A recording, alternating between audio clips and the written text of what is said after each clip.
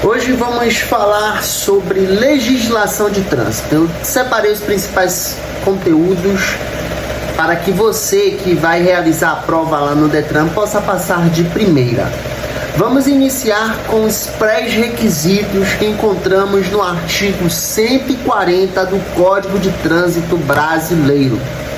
Esses pré-requisitos, eles são fundamentais. Se o candidato não se adequar a esses requisitos, com certeza ele não conseguirá tirar sua primeira habilitação, beleza? Lá no inciso 1 do artigo 140, vem especificando que o candidato precisa ser penalmente imputável. E o ser penalmente imputável significa responder pelos seus atos, responder pelo que faz, né? Claro que uma pessoa, para tirar habilitação em nossa atualidade, ela precisa ter também os 18 anos, ter a maioridade, né? Mas o ser penalmente imputável que a lei vem especificando é de fato responder pelos seus atos, porque existem pessoas que têm mais de 18 anos, que tem 18 anos, mas que não responde pelos seus atos, pelo fato de ter algum problema mental, né? Então é preciso de uma outra pessoa para responder pelos atos dessa pessoa que tem algum problema mental, beleza? Então o ser penalmente imputável que a lei vem especificando pra gente é responder pelos seus atos e ter também a maioridade. Então, o segundo pré-requisito, né, que encontramos no inciso 2 do artigo 140 do Código de Trânsito Brasileiro, é saber ler e escrever. Então, para você conseguir tirar a habilitação, você precisa saber ler e escrever. Precisa ser alfabetizado? Não. Saber ler e escrever é diferente de ser alfabetizado, certo? Tem gente que só sabe escrever um nome porque aprendeu com a outra pessoa e tal, mas não é alfabetizado. Então, para você tirar a habilitação, só basta saber ler e escrever, certo? O terceiro inciso, né, para que você consiga se candidatar para tirar a habilitação, é possuir RG e CPF. Então, todo candidato aí precisa ter esses documentos para poder se candidatar e tirar sua primeira habilitação, beleza? Bom, a habilitação ela é separada por 3 etapas. Na verdade, o processo de habilitação ele é separado por 3 etapas. A primeira etapa é um exame clínico, é feito em uma clínica credenciada pelo Detran, né? Que é um exame, uma avaliação médica e uma avaliação psicotécnica. Depois de ter feito essa avaliação psicotécnica, é necessário também as aulas teóricas, onde o candidato vai aí executar 45 horas aulas teóricas, né? Sabemos que em nossa atualidade essas aulas estão sendo feitas por meio virtual. A pessoa pode executar essas aulas de casa mesmo, tendo um aparelho telefônico celular. Esse candidato vai passar por 45 horas aulas, né? No término dessas aulas, esse candidato vai realizar uma prova teórica no Detran, beleza? Essa prova, para quem é daqui da Bahia, essa prova possui 40 questões. O candidato precisa acertar 70%, que dá o total de 28 questões. Em qualquer outro estado aí, aqui do Brasil, a prova aí teórica tem um total de 30 questões, onde o candidato precisa acertar 21 questões, beleza? Que dá o total aí de 70% da prova, né? Então, para que ele passe por uma outra etapa, vai ser necessário a aprovação no processo teórico também, beleza? Bom, o que mais reprova a galera na teoria, na prova teórica, é o nervosismo. Na verdade, o que reprova a galera tanto no exame clínico, tanto na prova teórica ou também na prova prática, é de fato o nervosismo, a ansiedade, né? É não saber controlar a emoção. Isso de fato reprova mais de 90% dos candidatos. Então saiba controlar sua emoção, principalmente na prova teórica, onde você vai precisar ler corretamente, né, saber do que a questão em que você está lidando ali no momento está tratando, para que você saiba responder, saiba marcar a alternativa correta e então acertar a questão. Então tenha um pouco de calma no momento em que você for realizar sua prova teórica, beleza? Essa prova é bem simples, basta você estudar, né, corretamente. Todo aluno aí, todo candidato possui um manual que vem especificando as regras gerais, né, disciplinas sobre o trânsito. Então isso já ajuda bastante o candidato. Fora que hoje tem internet e por meio virtual também você consegue estudar e encontrar até mesmo as questões que poderão cair lá na prova do Detran, certo? Bom, no término, né, dessa prova teórica, o candidato ele vai retornar em sua autoescola para executar então o processo prático, né? Como eu disse a vocês, esse processo é separado por 3 etapas. Primeira, a avaliação clínica. Segunda, teórica. E a última etapa, processo prático, né? Onde o candidato vai realizar 20 horas aulas, né, para a categoria que ele pretende obter. Ou seja, se o candidato estiver pretendendo obter 2 categorias, a categoria A e a categoria B, categoria A é a categoria para motocicleta e a categoria B é uma categoria para um carro, né? Pretendendo obter essas 2 categorias, o candidato vai passar por 40 horas aulas, sendo 20 horas aulas para a categoria A e 20 horas aulas para a categoria B, que é a categoria de carro, beleza? No término dessas aulas, o candidato também vai realizar a prova prática, sendo que, se o candidato estiver pretendendo obter as 2 categorias, ele vai realizar primeiro a prova de moto, certo? E ele só poderá realizar a prova de carro estando apto na prova de moto. Então ele precisa fazer de fato de tudo ali, né, para conseguir passar no exame de moto. E como eu disse a vocês, no dia em que você for realizar seu exame, procure sempre manter a calma, a tranquilidade, controlar a emoção, porque é de fato isso o que causa a reprovação de muitos candidatos, beleza? Bom, estando apto em todas essas etapas, né, em todo esse processo aqui, você pegará sua habilitação, né, no Departamento Estadual de Trânsito, ou para quem é de Salvador, eu moro em Salvador, para quem é daqui da Bahia, de Salvador, vai pegar a sua habilitação no SAC depois de um período de 15 até mesmo 20 dias, beleza? Bom, então esse é todo o processo de primeira habilitação, pessoal. Quem não possui habilitação e está pretendendo obter, vai precisar realizar todos esses processos aqui, certo? Bom, para que o candidato possa iniciar o exame clínico e essas aulas, vai ser necessário um documento chamado de laudo. Esse documento vai ser providenciado aqui em Salvador, no SAC. Em qualquer outro estado você vai até o Departamento Estadual de Trânsito, Detran, providenciar o laudo. O laudo vai gerar um registro, pessoal, que é chamado de RENASH, Registro Nacional de Condutores Habilitados. Esse RENASH vai abrir um sistema aí em seu nome, né, com os seus dados, onde vai ser tudo que cada etapa dessa que você realizar vai ser constado nesse registro do RENASH, beleza? Então vai ter tudo lá, o processo, né, em que você for passando, se você chegar a ser inapto, vai estar constando tudo nesse registro até de fato você conseguir pegar a sua habilitação, tá bom? Então, ó, vai até o Detran ou até o SAC para quem é daqui de Salvador e providencie o laudo para poder iniciar um exame clínico, um exame de uma avaliação psicotécnica, e depois ir para o processo teórico e o processo prático, certo? Espero, né, ter aí ajudado vocês que estavam de fato com dúvida em relação a esses detalhes aqui, beleza? Bom, vamos entrar agora em um assunto interessante, né? Vamos falar sobre o SNT. Se cair aí essas 3 letras na sua prova, SNT significa Sistema Nacional de Trânsito, né?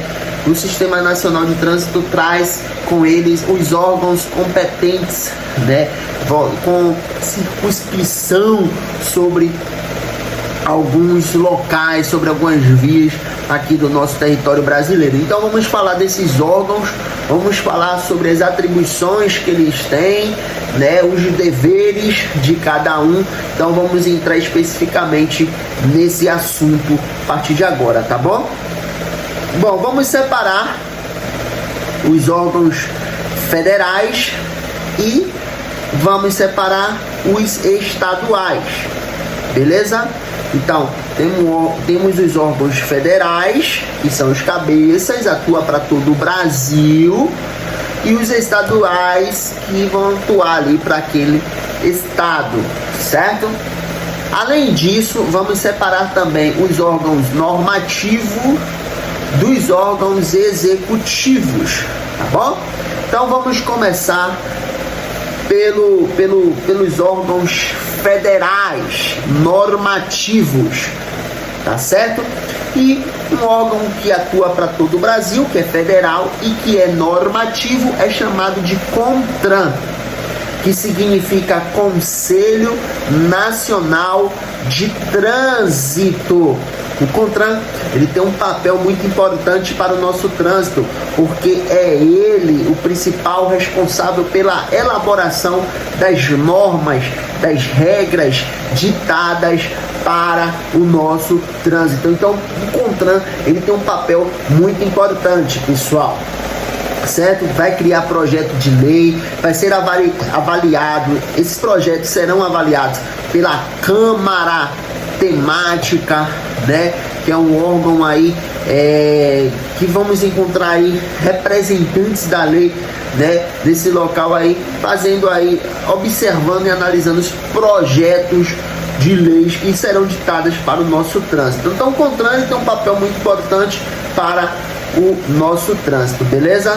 Ele é um órgão legislativo de trânsito. Então aqui você já mata uma questão na prova, porque se cair assim, por exemplo, na sua prova, qual o órgão máximo normativo ou executivo ou legislativo, legislativo de trânsito, é chamado de CONTRAN, beleza?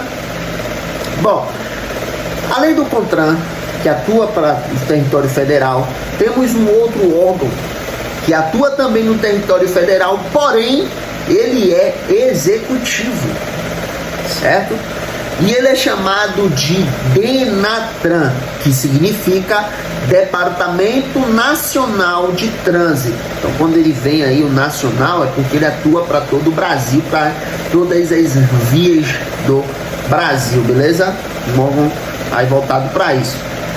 O DENATRAN, ele executa, ele aplica, é ele que mostra para o coletivo, para a sociedade, as regras que são ditadas para o nosso trânsito.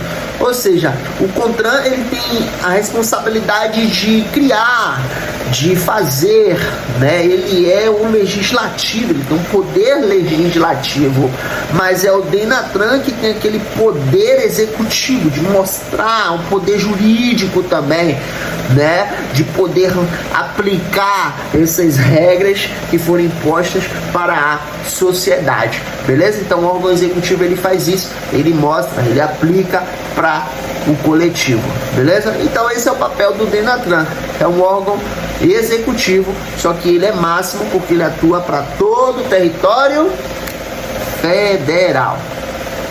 Aqui você já consegue matar outra questão de prova, porque se cair qual o órgão máximo executivo de trânsito, você já sabe que é o DENATRAN, beleza?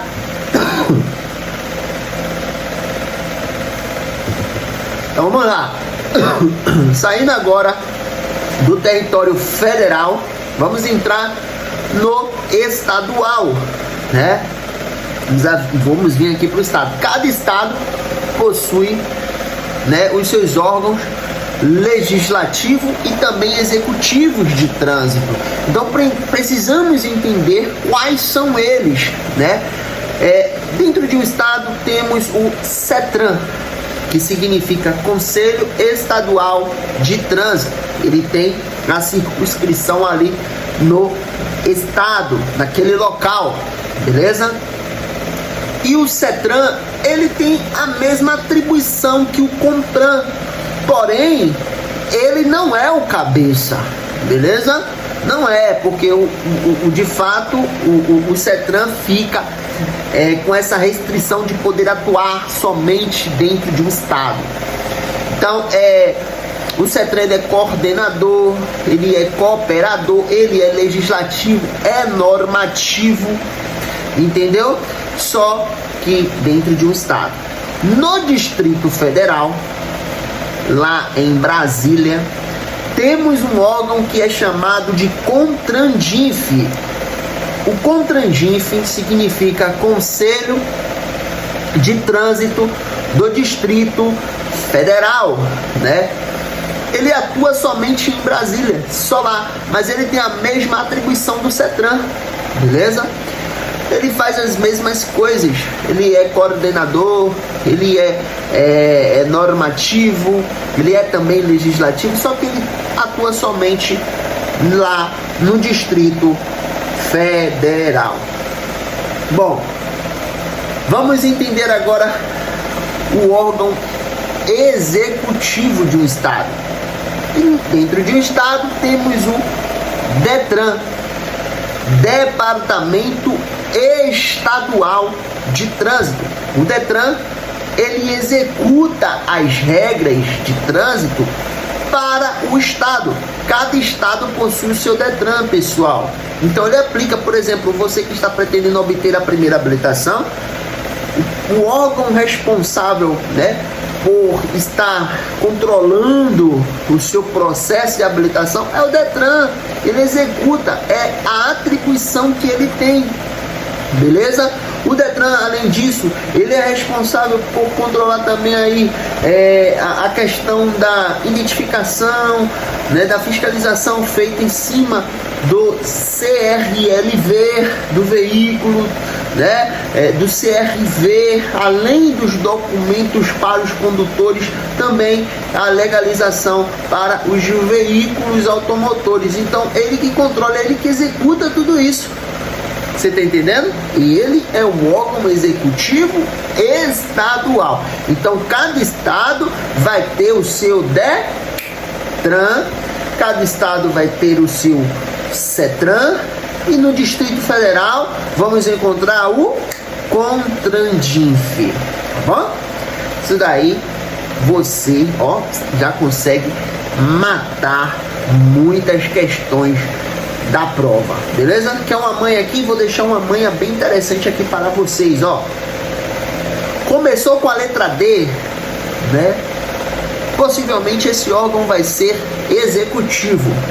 Começou com a letra C, CONTRAN, CETRAN, CONTRANDINF, esse vai ser normativo, legislativo.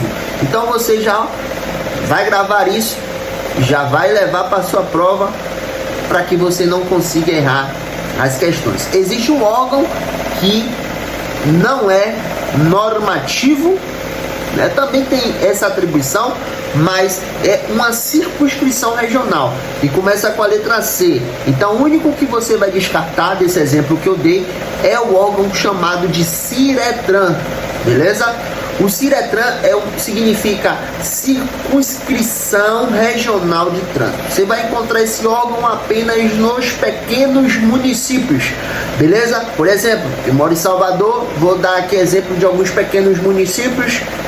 Feira de Santana, Alagoinhas, são pequenos municípios que possuem uma grande quantidade de população, de pessoas, né?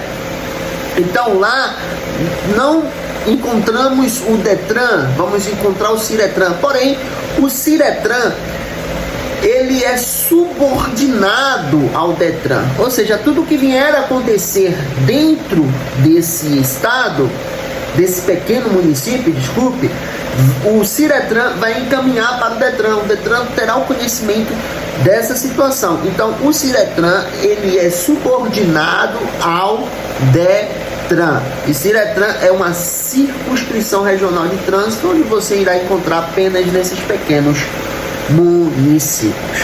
Certo? Tá beleza? Esses assuntos são bem interessantes, bem fáceis, né? Basta entender aqui que eu estou falando, você com certeza vai conseguir matar as questões da prova. Bom, vamos lá. Existem outros órgãos também executivos de trânsito, né, que tem uma das atribuições sobre as rodovias, né? E esses órgãos são chamados de DENIT, também temos o DER, temos a PRF e a PRE. Bom, o DENIT, vamos começar pelo DENIT e a PRF. Esses órgãos iremos encontrar nas rodovias federais, certo? Eles têm um papel muito importante dentro dessas rodovias, né? O DENIT significa Departamento de Infraestrutura Nacional de Transporte. Tem uma atribuição que é pavimentar e sinalizar todas as rodovias federais. Então, essa questão de uma boa pavimentação, um bom acesso que iremos ter dentro dessas rodovias federais, quem irá nos oferecer isso é o DENIT, certo? E a questão da fiscalização, né, de controlar o acesso, né, controlar ali a questão dos números de veículo que passa sobre aquele local, né, e a fiscalização feita a cada um desses veículos, aí já é responsabilidade da PRF, a Polícia Rodoviária Federal. Beleza, pessoal? Iremos encontrar também dentro dessas rodovias, nas BRs, beleza? Federais. Bom, além do DENIT e da PRF, temos o DER, né, e temos a PRE. DER significa Departamento de Estrada e Rodagem. E, né, tem a mesma atribuição do DENIT. O DER tem a mesma atribuição do DENIT. Ele somente atua dentro das rodovias estaduais e o DENIT na rodovia federal. Isso é a mesma atribuição, assim como também a PRE tem a mesma atribuição da Polícia Rodoviária Federal, mas cada um na sua circunscrição, né, no seu quadrado, beleza? Então, saindo agora dessas rodovias e vindo para um município, vamos encontrar os departamentos municipais de trânsito e também iremos encontrar a JARE, né? Departamento Municipal de Trânsito, cada município, cada capital né, de um estado aí, do nosso território brasileiro, terá um órgão específico voltado para oferecer aí uma fiscalização, o controle dos números dos veículos, oferecer o bom acesso para os condutores. Como assim não bom acesso? O bom acesso é quando houver algum tipo de obstrução em uma determinada via, quem vai nos oferecer um acesso alternativo são esses departamentos municipais de trânsito. Por exemplo, eu vou citar aqui em Salvador, vamos encontrar a Transalvador, que é um órgão aí responsável por nos oferecer um bom acesso, esse acesso alternativo também garante aí a fiscalização, sim, para o nosso trânsito, beleza? Bom, a Transalvador, né, por exemplo, se você estiver passando por um local, nesse local aconteceu alguma obstrução, houve algum desmoronamento, por exemplo, quem vai oferecer um caminho alternativo para cada condutor é a própria Transalvador, pessoal. Ele vai sempre nos orientar sobre um caminho alternativo, beleza? Bom, além do departamento municipal, temos também um órgão que é chamado de JARE, que significa Junta Administrativa de Recursos de Infrações de Trânsito. Só que a JARE, né, ela é responsável por julgar os recursos interpostos pelos condutores. Então a Jari tem um dever muito importante dentro do nosso município, né? Porque, por exemplo,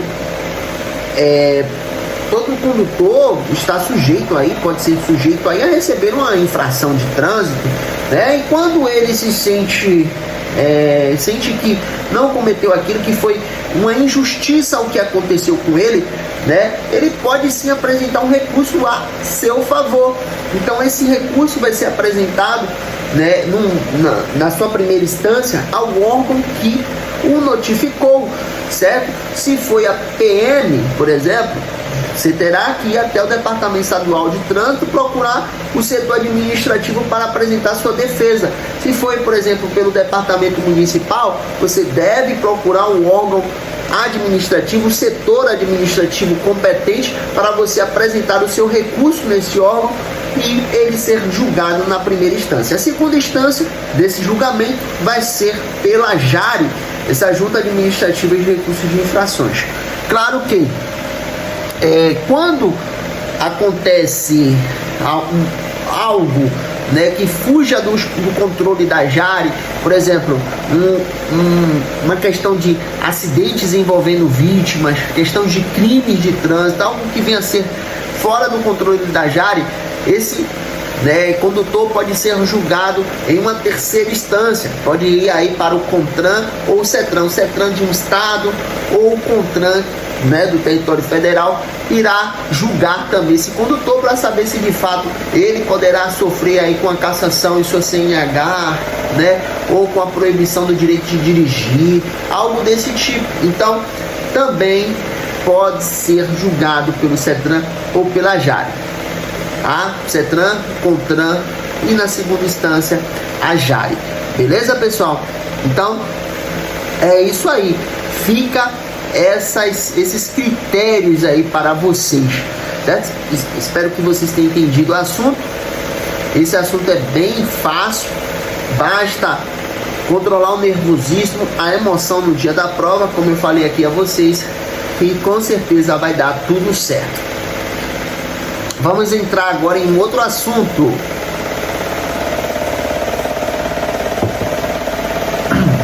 Iremos falar agora sobre a adição de categoria ou a mudança de categoria. Aqui é um assunto também bem específico, bem fácil, né? Sabemos que de fato é diferente uma adição para a mudança de categoria. E inclusive eu já deixei alguns vídeos aqui no canal especificando qual era a diferença da adição para a mudança de categoria. Nesses vídeos eu falo mais especificamente, mais detalhadamente sobre esses assuntos. Eu posso deixar na descrição desse vídeo esse outro vídeo e venho especificando detalhadamente esse assunto aqui. O que é adição? Adição é quando você possui uma categoria de habilitação, a categoria iniciais, certo? Por exemplo, você possui a categoria B e aí você quer adicionar a categoria A, que também é uma categoria inicial, só que a categoria A é para veículos de 2 ou 3 rodas e a categoria B é para um carro, certo? Então quando você possui a categoria B, você pode adicionar a categoria A. Ou se você tiver a categoria A e pretender adicionar a categoria B. Então a adição vai acontecer nesse caso aqui em específico, né, para quando você tiver essas categorias iniciais. O que você deve observar para conseguir adicionar uma categoria de habilitação? Você vai pegar a sua habilitação atual e vai virar ela. Na parte traseira você vai tentar perceber se existem as 3 letrinhas, que é o EAR. O EAR significa exerce atividade remunerada. Se exerce atividade remunerada, pessoal, quem exerce vai precisar, além de comprar um laudo de adição, vai precisar também fazer aquela avaliação psicotécnica, beleza? Ou seja, Renan, eu fiz o exame, não tem nem 3 meses, velho. Pô, eu vou ter que voltar lá na clínica de novo. Vai, pessoal, não importa o tempo. Se você exercer atividade remunerada em sua CNH, você vai precisar fazer aquela avaliação psicotécnica, beleza? E depois de ter feito a avaliação psicotécnica, ainda procurar uma autoescola que trabalhe com a categoria ao qual você pretende obter, né? E assim você vai iniciar suas aulas. No caso da adição de categoria, você só vai passar por 15 horas aulas para a categoria que você pretende obter. Tanto se você for adicionar a categoria B ou se for adicionar a categoria A. Não importa a categoria, você vai passar por 15 horas aulas no caso da adição, certo? Bom, a mudança de categoria é diferente, porque você, para mudar de categoria, precisa ter de fato a categoria inicial B, né, que é a categoria de carro, para depois você ir para uma categoria maior. Então a mudança de categoria vai acontecer quando você pretender ir para uma habilitação maior, uma categoria maior, beleza? Categoria C, categoria D ou até mesmo a categoria E. Nesses casos, você vai estar mudando de categoria. Dá para sair da categoria B para C? Dá. Dá para sair da B para D de dado? Também dá. Dá para sair da B para E? Não. No mínimo precisa passar pela categoria D de dado para depois chegar até a categoria E. Beleza? Bom, a categoria B. Categoria B, você pode conduzir veículos aí que tenha espaço para 8 passageiros e que tenham até, olha só que existe uma restrição aqui, a lei vem especificando pra gente que até 3.500 de peso bruto total. Então se você pegar um veículo que até esteja ali no documento, que tenha mais de 3.500 de peso bruto total, então você vai estar irregular, não queira dirigir esse tipo de veículo, beleza? Até 3.500 de peso bruto total. É o que diferencia a categoria C da categoria B de bola, porque a categoria C, ela permite conduzir veículos que tenham muito mais de 3.500 de peso bruto total, e ela não oferece nenhuma restrição para esse limite de peso. Ele diz que mais, não até quanto, mais de 3.500. E ela vem oferecendo uma restrição no número de pessoas que tenham nesse veículo, porque você vai ter que levar também um veículo que comporte até 8 passageiros, exceto o motorista, tanto na categoria B, tanto na categoria C, 8 pessoas, exceto o motorista, beleza? Então aí, por exemplo, um veículo totalmente pesado, vamos citar aqui um exemplo do trator, que é um veículo muito pesado, constituído por ferro. Posso conduzir com a categoria C? Pode, porque ele ultrapassa 3.500 de peso bruto total, é muito pesado, constituído somente por ferro, né? Mas você pode sim conduzir com a categoria C em mãos, beleza? Categoria D. A categoria D, ela me oferece poder conduzir veículos que tenham mais de 8 lugares, né? E que tenham também mais de 3.500 de peso bruto total, pessoal. Então, esses veículos aí eu posso sim conduzir com a categoria C. Eles são os ônibus, né, os caminhões, eu posso conduzir com essa categoria.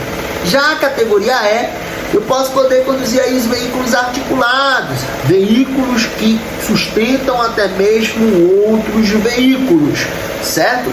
Então, posso conduzir veículos que tenham mais de 6.000 de peso bruto total. É muito peso, velho.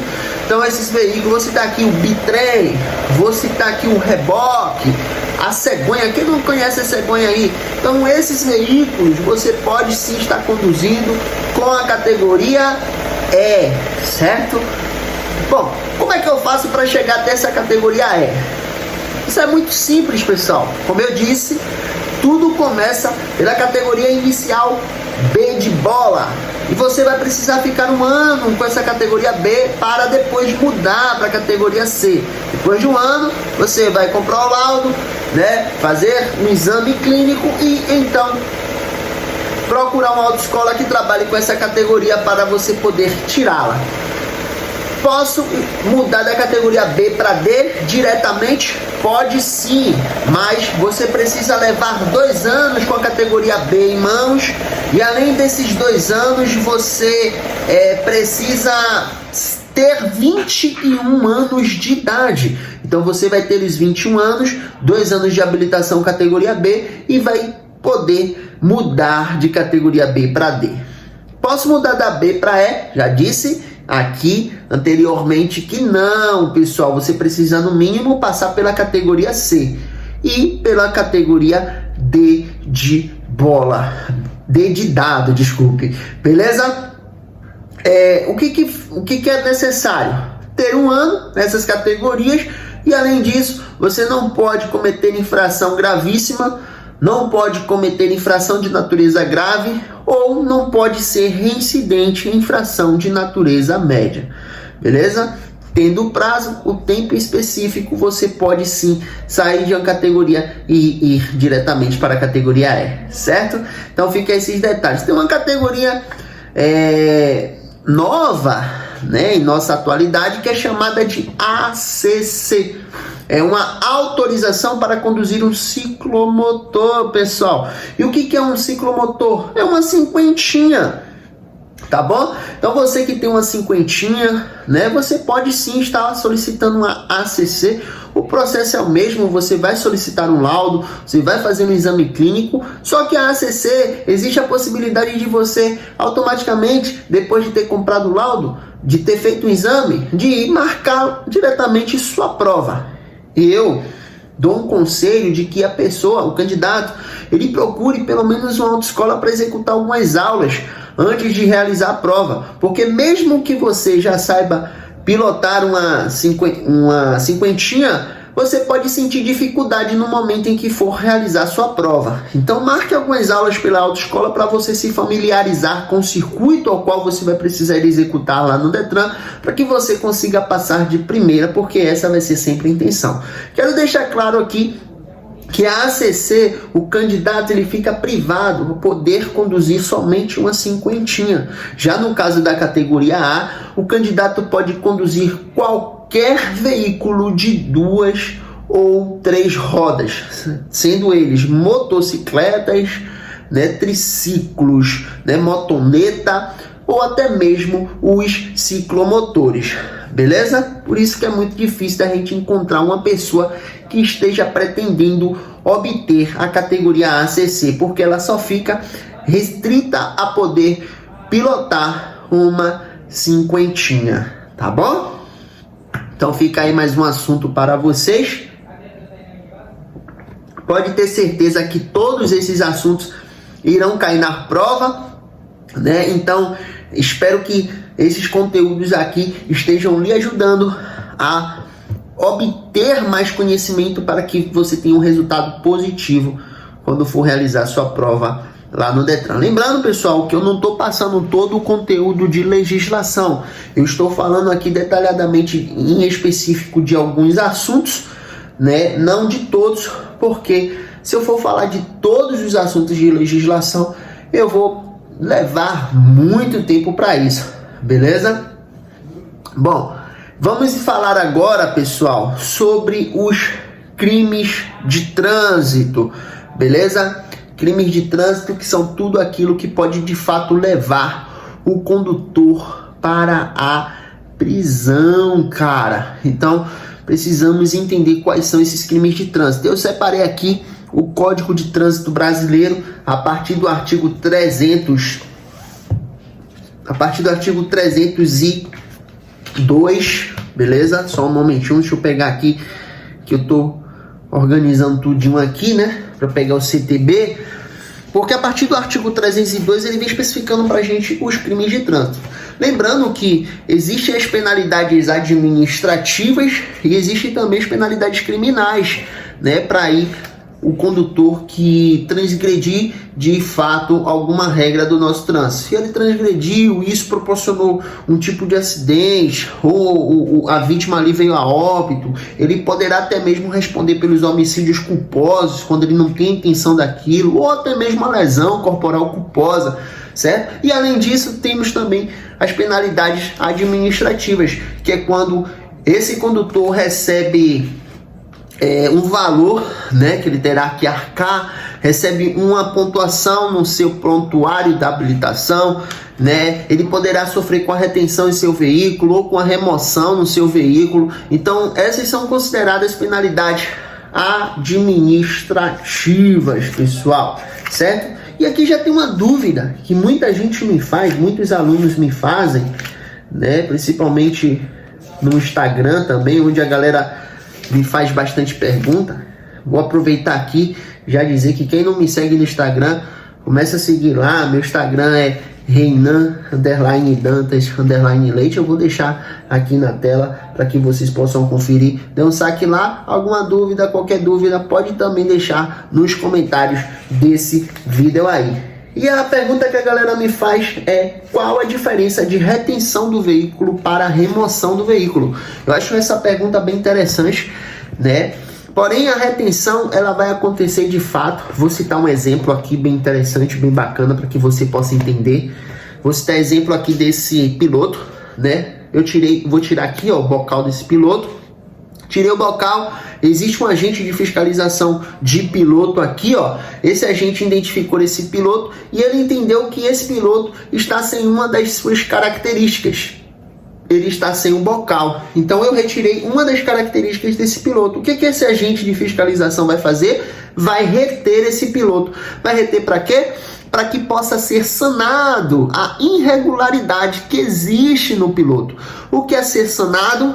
É você regularizar a situação, é você colocar novamente o bocal do piloto, beleza? Então quando você coloca o bocal, você regulariza a situação e esse agente de fiscalização vai permitir que você vá embora. Então a retenção, ela é aplicada para esse tipo de finalidade, para que você possa regularizar a situação do veículo. Já no caso da remoção é diferente. A remoção vai acontecer, né? Se, por exemplo, você deixou esse piloto aqui estacionado atrás do microfone, é proibido isso. Então, o agente ele vai remover para um galpão privado, um local específico, e você só achará seu veículo nesse local, tá bom? Que é o pátio, né? A retenção pode passar a ser também uma remoção, desde que não exista a regulamentação da situação no momento da identificação. O agente, a lei, na verdade, ela não vem especificando o tempo para a regularização.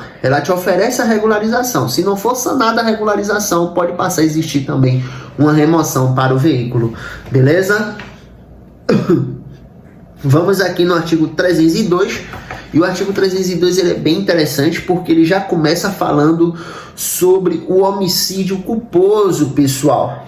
A prática do homicídio culposo na direção. Homicídio culposo é quando o condutor ele não tem intenção de praticar aquele ato, mas ele assume a culpa, né? Então ele não teve a intenção, mas assume a culpa. Então homicídio culposo pode oferecer uma pena aí, que é uma detenção de 2 a 4 anos e suspensão ou proibição de se obter habilitação, né? Então a pena aí é uma detenção. Quando ela fala detenção, regime semiaberto, beleza? De 2 a 4 anos. E ainda, além disso, esse condutor poderá sofrer com a suspensão ou a proibição do direito de dirigir. Mas, e aqui vem tratando sobre o homicídio doloso? Não, pessoal. O condutor que praticar um homicídio doloso, o ato doloso no trânsito, ele vai responder também dentro dos critérios criminais, né? Lá no artigo 121, certo? Do processo criminal, beleza? Bem especificando o que é o homicídio doloso, simples, o dolo qualificado, né? Então ele vem especificando tudo isso com as penas mais agravantes. Então, uma pessoa que pratica o ato, ali tem a intenção que for decretado, se essa pessoa vai ao júri e for decretado isso, ela vai responder dentro dos critérios criminais, beleza? Aqui só vai tratar sobre o homicídio culposo. Assim também como o artigo 303, ele vem especificando pra gente a lesão corporal culposa, certo? E a lesão corporal culposa é quando o condutor ele não tem intenção de praticar aquilo. E o que é a lesão corporal culposa? É quando o condutor ele quer sair na mão com outro condutor ali?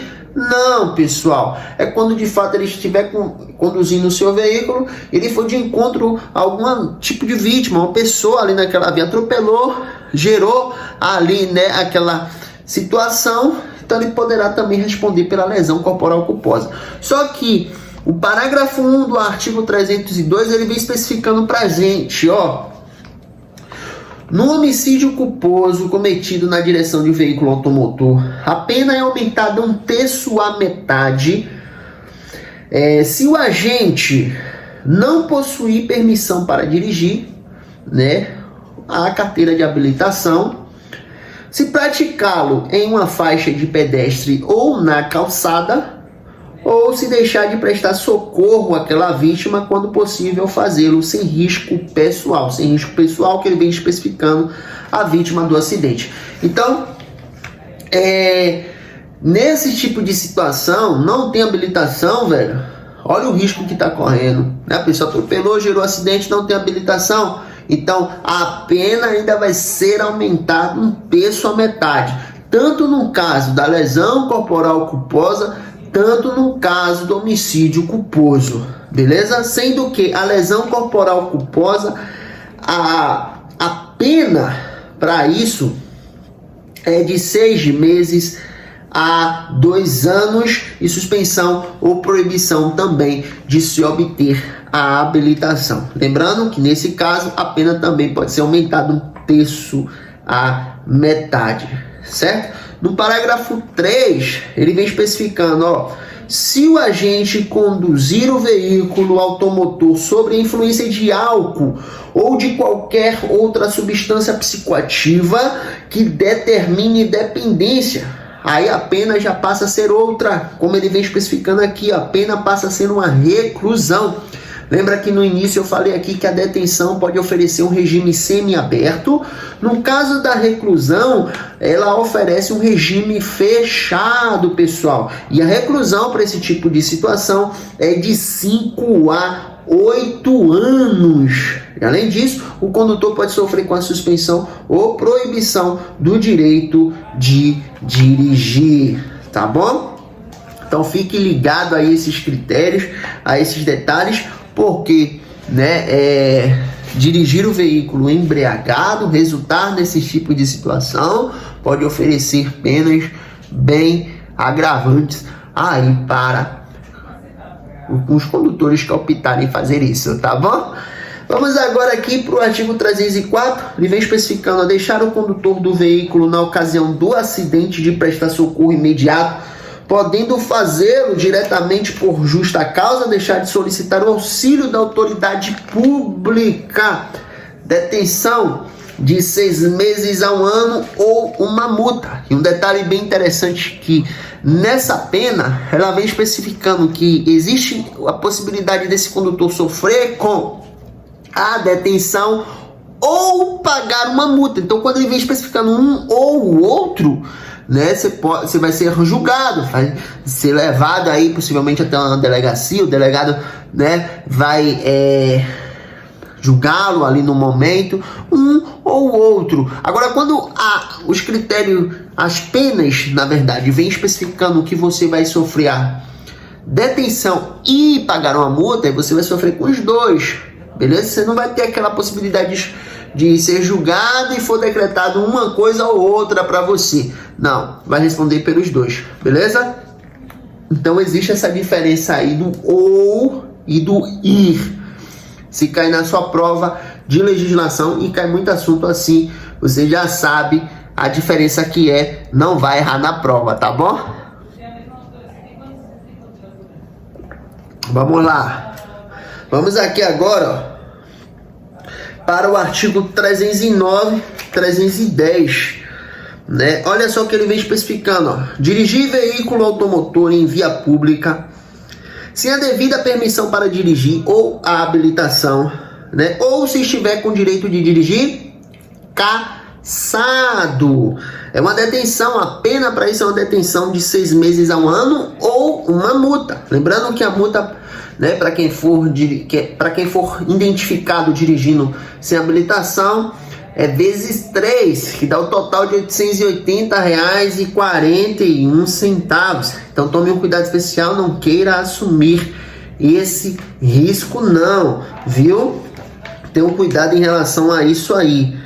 Agora, o interessante aqui é o artigo 310, olha o que ele diz: permitir, confiar ou entregar a direção de um veículo automotor à pessoa habilitada com a habilitação cassada ou com direito de dirigir suspenso, ou a quem, por seu estado de saúde físico-mental ou por embriaguez, não esteja em condições de conduzi-lo com segurança. Beleza? Olha aí, pessoal, você que possui habilitação, né? Você que condutor, tome um cuidado em relação a isso. Se tem um veículo, se você entregar seu veículo a pessoa, né, que estejam com essas restrições que eu acabei de citar, você vai estar errado. E nesse tipo de situação vai ser gerado